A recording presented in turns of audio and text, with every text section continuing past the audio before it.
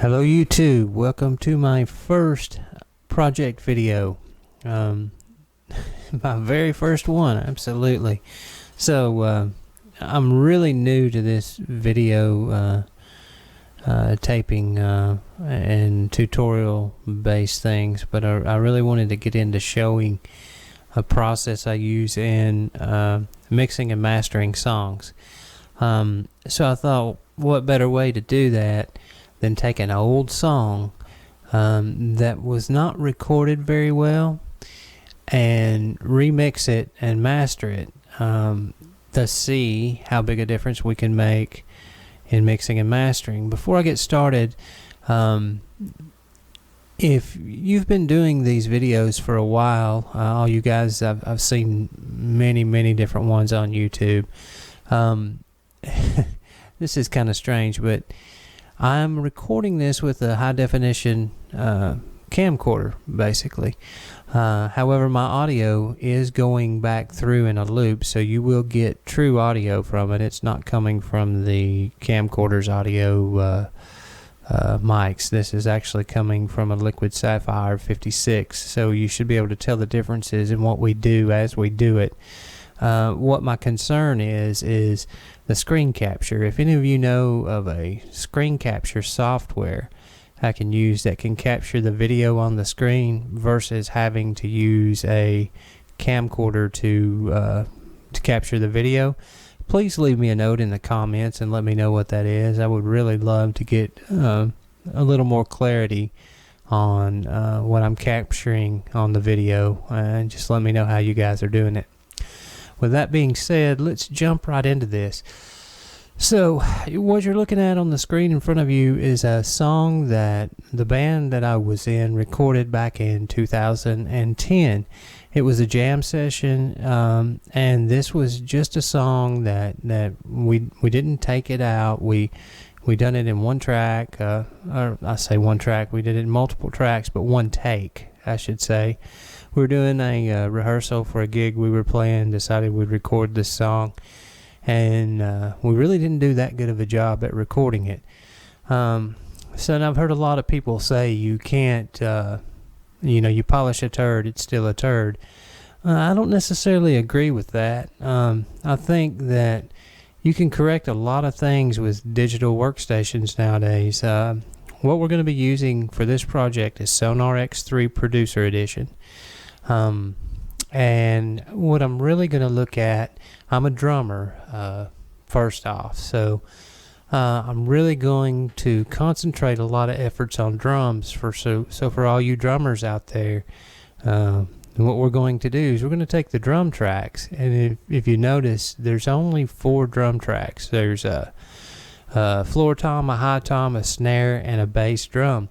That's all we had for microphones to record the drums with back then. So my situation's changed a little bit now. I've got my kit very well mic'd now with good mics. Back then I didn't have good mics. I had cheap, a 4-set package I bought for like $99 or something like that. So I'm really going to go in and I'm going to do some drum augmentation. And I'm going to do some heavy drum augmentation on this song. I'm also going to do some re-recording of cymbals. I'm not going to re-record the whole drum track because that would be beside the point. I want to see if I can take what's already there and make it better. So I'm going to do that. Going to get into doing some parallel compression. Going to get into really shaping the drum sound via the transients. Also going to do some triggering to bring the drum sounds out. I think the only thing I'm going to re-record will be just the cymbal work, cymbals, hi-hats, things like that. So we'll look at doing that. We'll also look at putting effects on the vocals, mastering the vocals and guitar, as well as the bass track. So it's going to be a complete project. If you look at the screen in front of you, you can see there's actually quite a bit going on. Before I get started into it, the first thing I'm going to want to do is, and this is exactly how I received the file from one of my old bandmates. And as you notice, all my record and all of my input echoes are turned on. So first thing I'm going to do is I'm going to turn that off. So I've got a button. Wow, that made a huge difference when I turned the record button off. I don't know if you guys heard that. So I've got a button, and let me move my camera up here so you can see how I've got this set up. I have my console undocked and on my lower monitor, and I have an upper monitor that has my track view. So let me give you a look at that track view on the upper.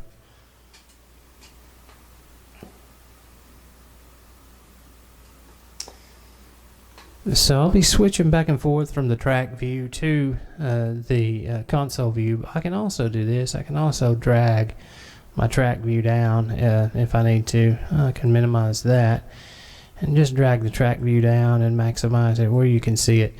So all I did to turn all that off was this button was lit. I unarmed all the tracks by hitting that. I'm also going to take the input echo off by doing that. So now, there we go. Now we have no tracks armed for recording and no input echo. I should give, give thanks and give a shout out to the guys who actually recorded this. This was a 3-man band. We have a gentleman by the name of Mike doing the vocals and playing the guitar, Mr. Ed on the bass, and myself on the drums. So now that I've got the record enablement and the input echo turned off, I'm going to give you a quick listen to the song, and we're going to notice a lot of things that need to be cleaned up and done right off the bat. So here's a quick listen. So as you notice, the song doesn't start. You get a lot of background stuff going on. It's a good 1, 2, 3, 4. 9 bars in before it starts.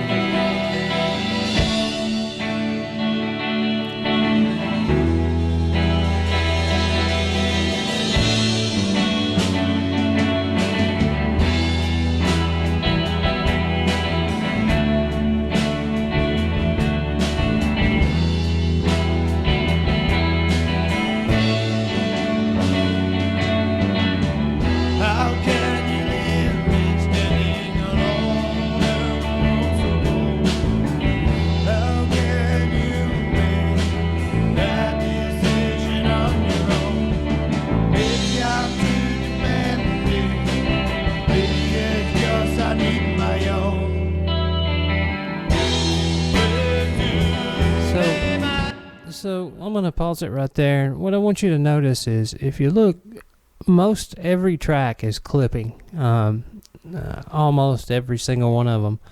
The only thing, in fact, that's not clipping are the 3 of the drum mics, the floor tom, the high tom, and the snare. That's a real problem.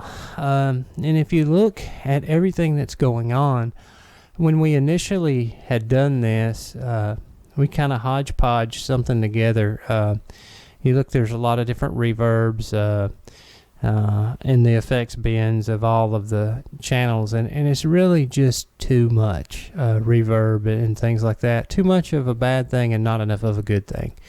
I think we'll have a lot more going on with when we get started on this. I'll have a lot more than just reverbs and things like that.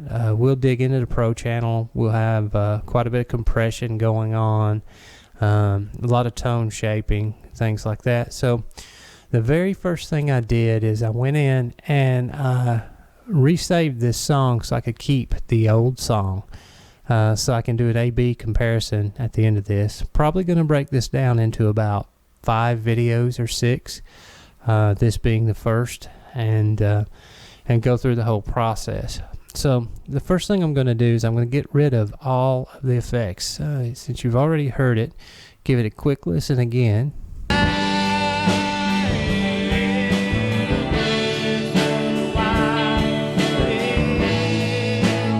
Now I'm going to hit my effects bin that really just bypasses all of it. There's a button at the top of Sonar that does that. It says FX. Press it, it turns blue. It bypasses all of them. So let's hear it like that now.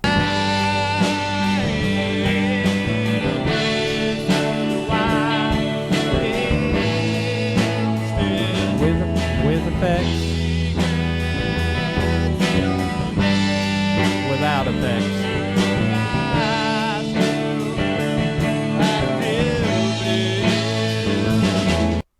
as you can see, the effects are not doing a whole lot for it. I mean, they're really not doing anything at all, it doesn't look like.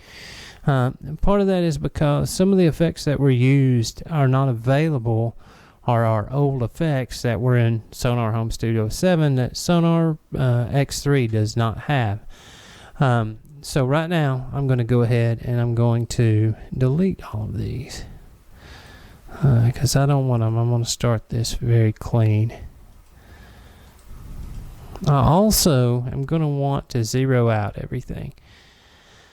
And I'm going to do that by just double clicking on each fader, and it's going to return it to 0.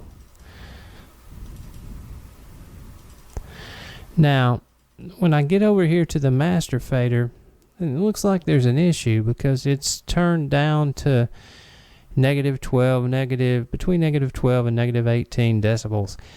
Don't know how we were getting that much gain, but I think I've got it figured out. If you look at the gain controls for the vocals and look at the gain control for the bass, you'll see that the gain on both of those are maxed out. And that's a big no-no. So I'm going to go ahead and level those out as well. And I want to start pretty much dead. The only other thing I'll do is I'll listen to it one more time with all of that leveled out. I'll go back into the master here and I will zero it out as well, and I'll play it real quick.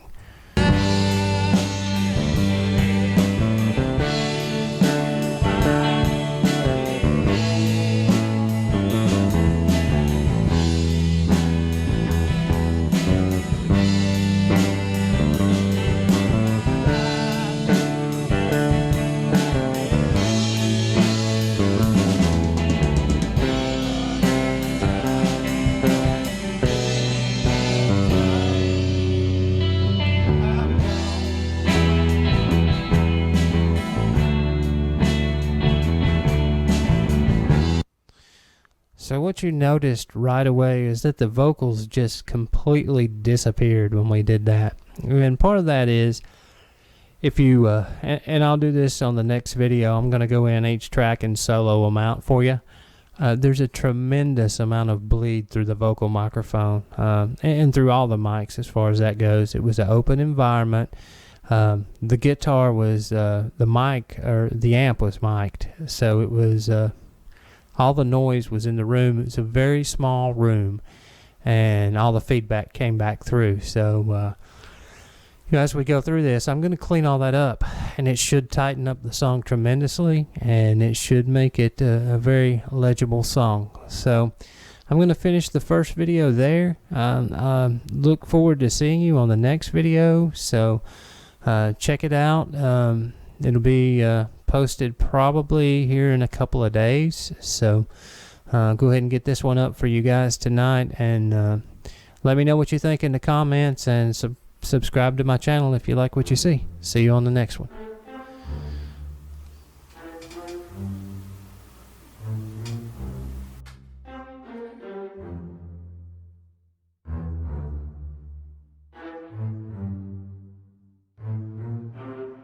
At last,